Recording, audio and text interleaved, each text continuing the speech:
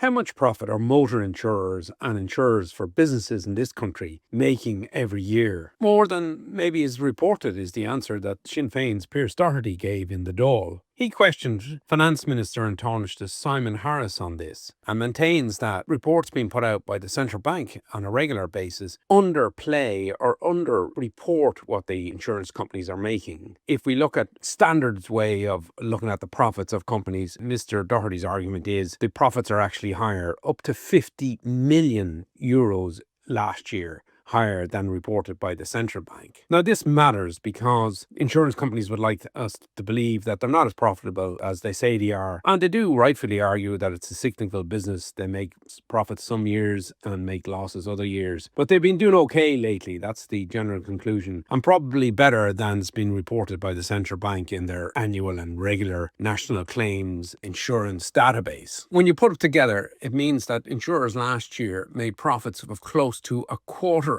million. Now that's far higher than we were led to expect. And this is just insurers for motorists and for employers. The profits came in at about 248 million. The Minister of Finance, the Central Bank and Insurance Ireland all argue that the way the Central Bank reports the profits is based on standard international practices and that there's no issue here. Pierce Doherty, the Sinn Féin spokesman on finance, has raised an interesting issue for all of us.